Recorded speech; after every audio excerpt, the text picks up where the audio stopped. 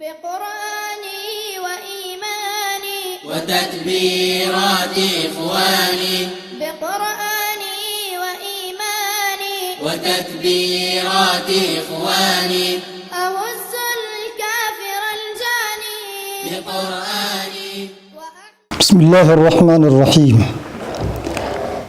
إن الحمد لله نحمده ونستعينه ونستغفره ونعوذ بالله من شرور أنفسنا ومن سيئات أعمالنا من يهده الله فلا مضل له أشهد أن لا إله إلا الله وأشهد أن محمدا عبده ورسوله وصفيه من خلقه وحبيبه صلوات ربي وسلامه عليه. أما بعد فقد قال الله تعالى في محكم تنزيله وهو أصدق قائلين الحمد لله الذي أنزل على عبده الكتاب ولم يجعل له عوجا.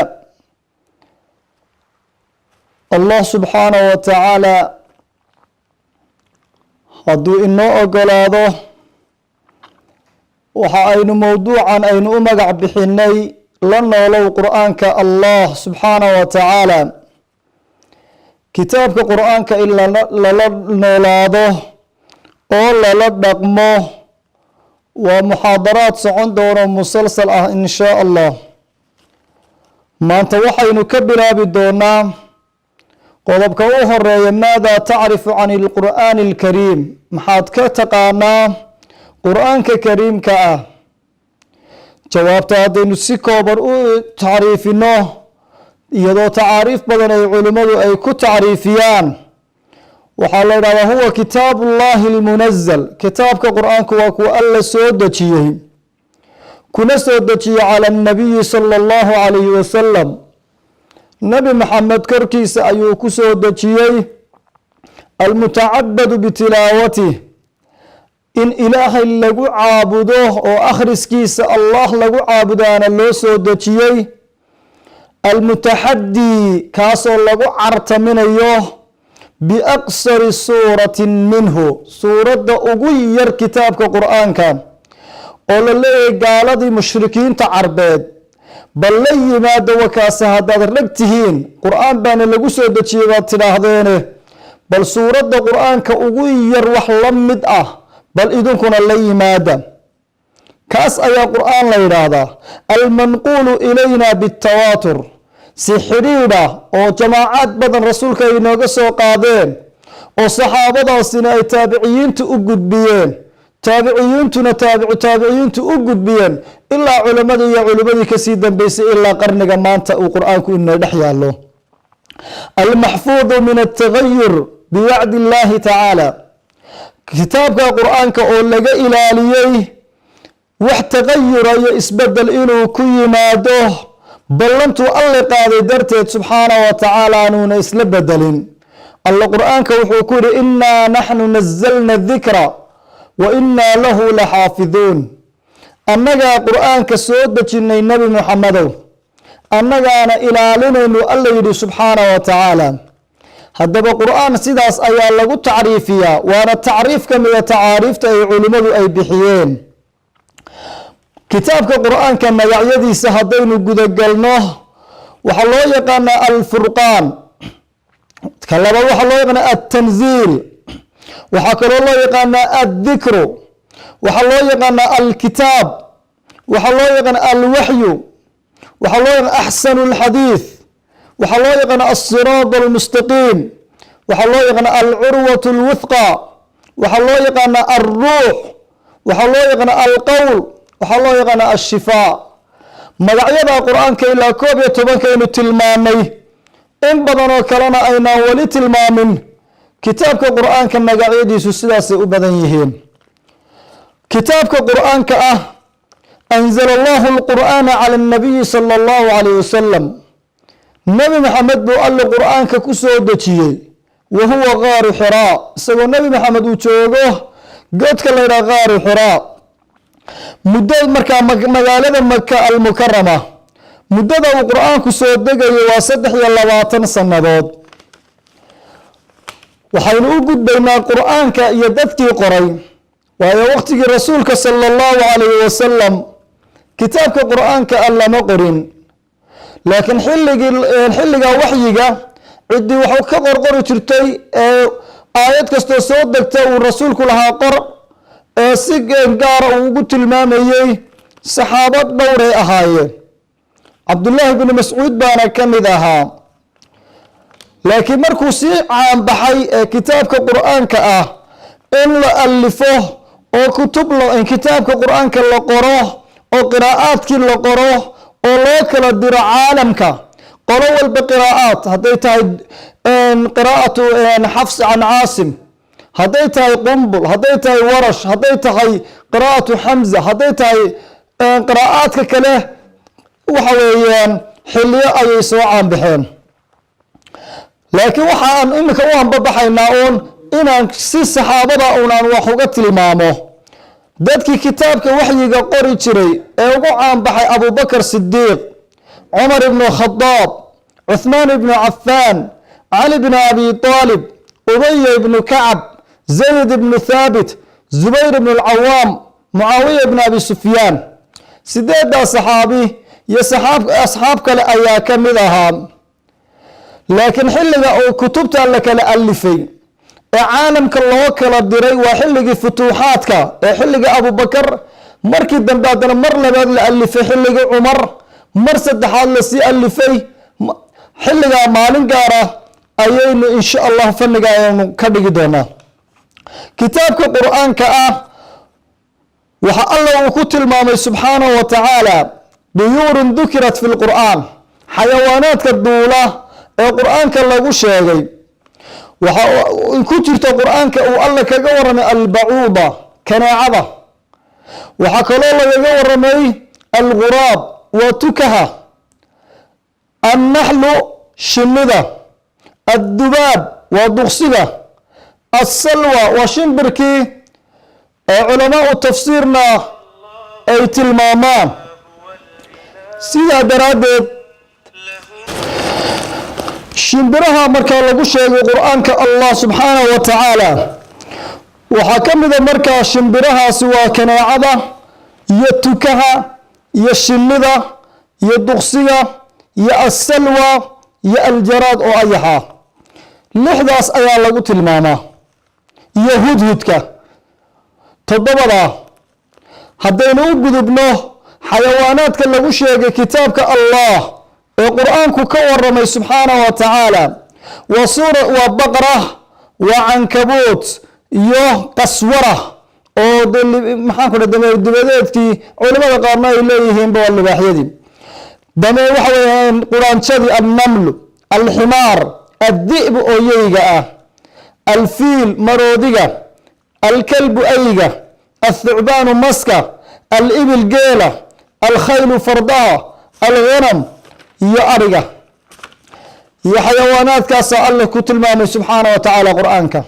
iyo idaha qur'aanku waxa uu ka waramay waa kitaabkan rabno inaan la noolaano waa qur'aanka ina kala dhigdhigay ee xayawaanaadka aynu tirinay iyo qaar aynaan tirinba lagaga waramay waxaan haddana rabaa inaan idin dareensiiyo acdaa'u min jismi linsaan dukirat fi lqur'aan xubnaha insaanka ee ilaahay qur'aanka uu kaga waramay jidhkeena xubno muhiim ah oo qur'aanku uu xusay waxaa qur'aanka lagu sheegay alqalbu waa wadnaha waxaa kaloo qur'aanka lagu sheegay alyaddu gacmaha waxaa lagu sheegay albadnu caloosha waxaa lagu sheegay allisaanu carab alcayn isha alrijlu lugta aljabha inta wajahada hore aldahru dhabar aljildu iyo haraga aludnu dhago alra'su madax alfam iyo afka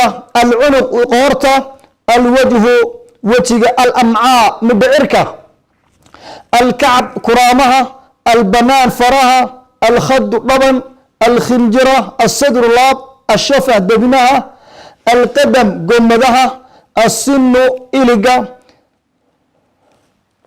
alcidaam lafaha addiraac dhudhumada iyo inta iyo wax lamid ah ilaahay subxaanahu wa tacaala sidaasuu inoo sifeeyey oo qur-aanka uu inoogu kala dhigdhigay. caalamka inaga sarreeya oo malaa'igta allah, qur-aanka waxaa lagu tilmaamay 5 malag oo keliya ayaa qur-aanka lagu xusaa.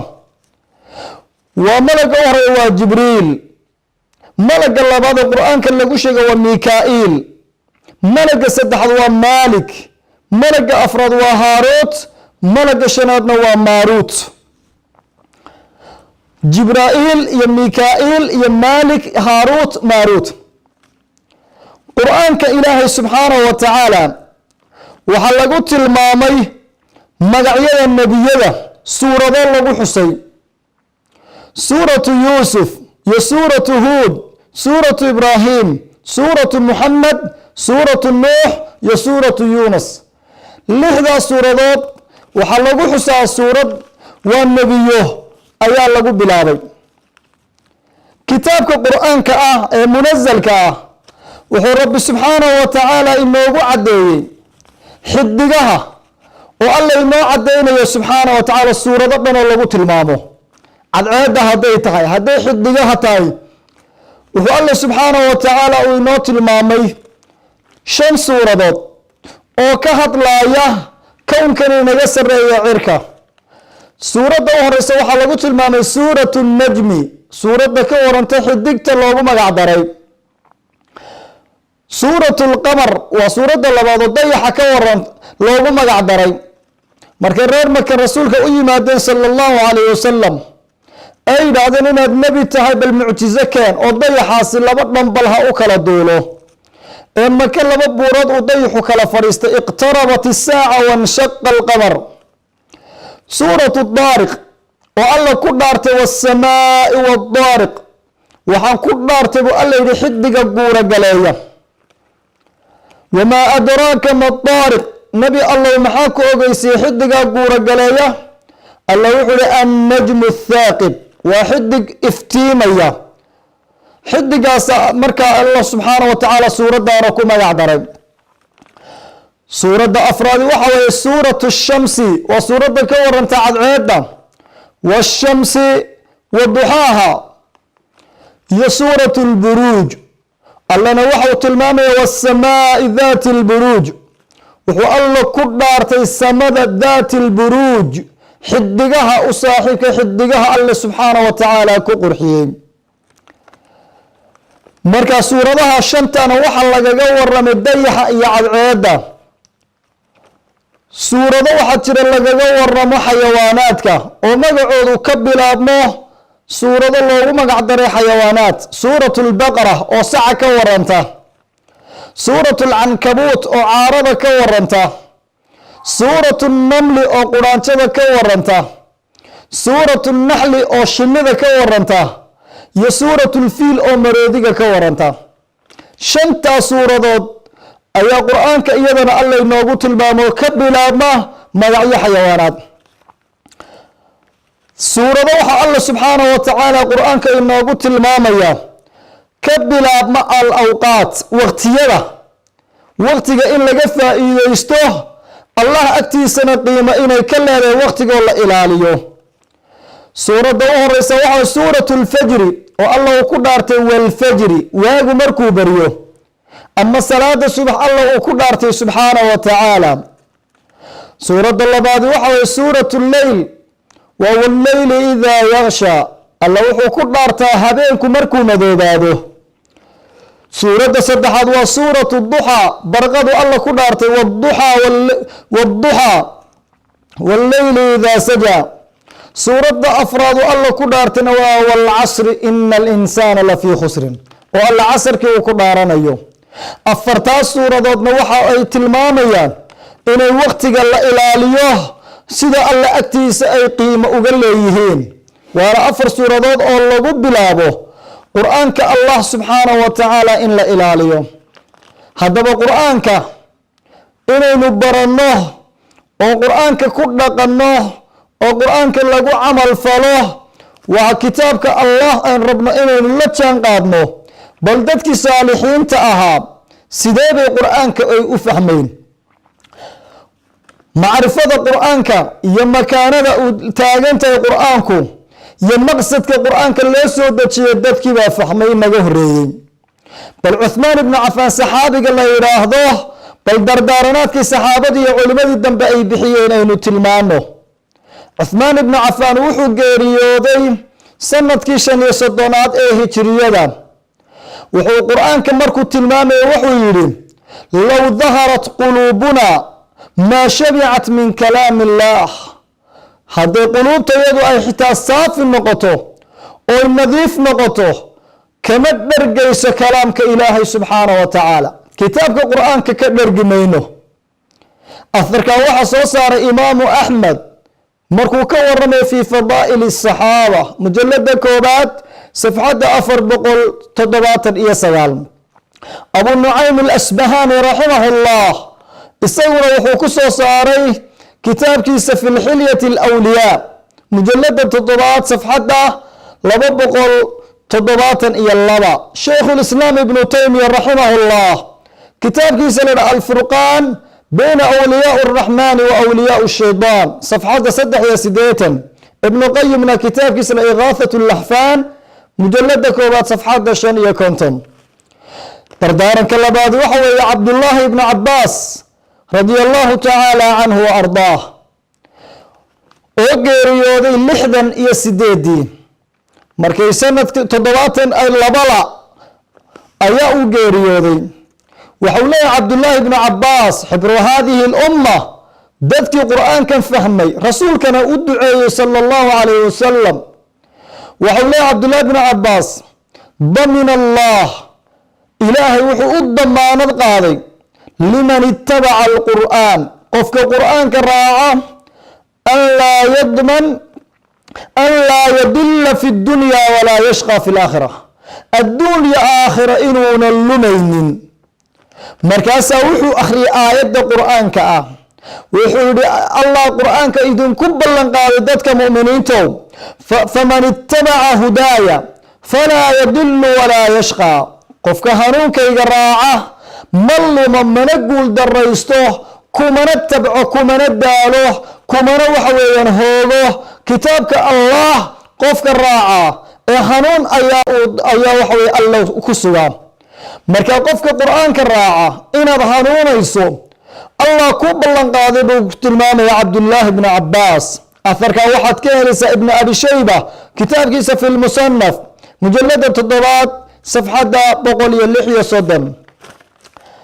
taabiciyiintii waaweyneed waxaa ka mid ah xasan albasri raximahullah oo geeriyooday markay ahayd taariikhda islaamka 110kii hijriyada.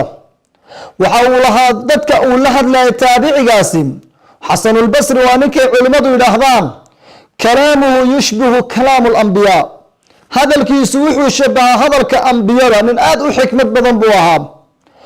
markaa xasanulbasri wuxuu yidhi tafaqadu alxalaawata fi salaah, war qur'aanka ka baadhbaadha macaankiisa salaada dhexdeeda, wa fi lqur'aani iyo kitaabka qur'aanka dhexdiisa, wa fi dikri iyo alla xuskiisa. intaa macaanka iimaanka ka raadiya salaada iyo qur'aanka iyo dikriga. fa in wajadtumuuha, haddaad intaa ka heshaan macaan, famduu ku socda, wa abshiruu ku bushaaraysta.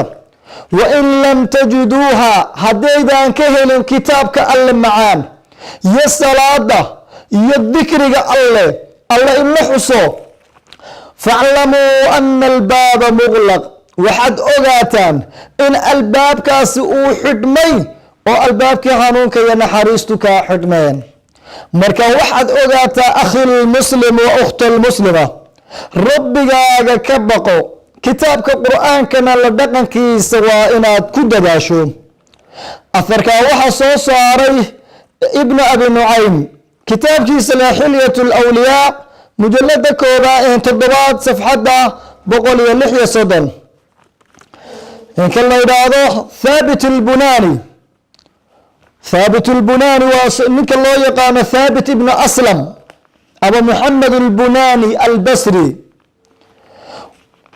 oo ka mid ahaa a'imadii cilmiga iyo camalka. wa kaana min a'imati alcilmi waalcamal, وكان محدثا من الثقات المأمونين وحونا كمدها نكني رجل لغو كلسونا علمك حديثك آد لوغا قادن جري وحونا كان الصحيح الحديث رجل حديث كودو أنصحه وكان من أثبت أصحاب أنس بن مالك رجل التراسي وحكبرت أنس بن مالك بونا كمدها صحابي أنس بن مالك بمعلن أوها تابعيا مركا ثابت ابن أسلم أبو محمد البناني بالورنتري البصري مقالة بصر أيو كسو تشيدا وحونا قيريودي بقول تضبئي اللباتن كي هجريدا وحو يري كابدت القرآن 20 سنة نفتيدا وحان كقصبي إنا القرآن كأخرس كيس بضيو لباتن سنة كتربييني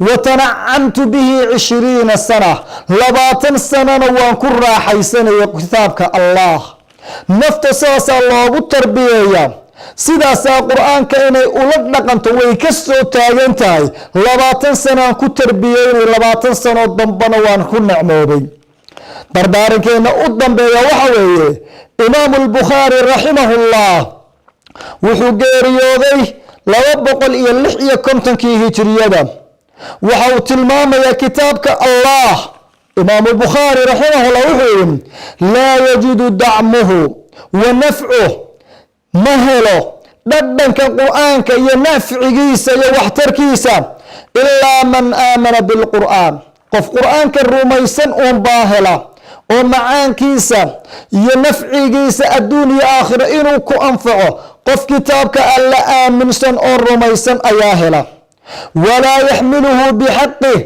كتابك القرآن كحقي سعيدنا ما حنبارته إلا للموقن قف قرآن كأسوت شيدا وقلبي قرآن ككوهية ومرول بكتابك القرآن كقعنت كستا وقرآن كأخرية يأسوت شيدا كاسا قرآن كحقي سحنباري كرام هذا بوحل الروام إنه كد لدت كاسي سيدي القرآن كأي أقود بالين إمام البخاري هذا الكاوحو كتل مامي كتاب جيس صحيح البخاري مجلد السقالات صفحة بقول إيشان يكونتون وحا درسينا ما انت إنه اكتاي إنه ربي كبقنا سبحانه وتعالى كتابك القرآن كان لدقن كيس اللمي مادنه انت سينو كد ذالينا اللهنا وحان كبرينا سبحانه وتعالى inuu rabbi inaga dhigo kuwa qur'aanka ku dhaqma iskuna xukuma kuna camal fala cibaadadiisana ku camira allah intaasaan ka baryaynaa waalidkeenina allah u naxariisto inta wanaaga wada iyo khayrka faafinaysana allah subxaanahu wa tacaala jannatu lfirdows uu ku macsuubo وصلى اللهم على نبينا محمد وعلى آله وصحبه وسلم والسلام عليكم ورحمة الله تعالى وبركاته بقرآني أوز الكافر الجاني بقرآني وأحمي منه أوطاني بقرآني بقرآني وإيماني وتكبيرات إخواني بقرآني وإيماني وتكبيرات إخواني أهز الكافر الجاني بقرآني وأحمي منه أوطاني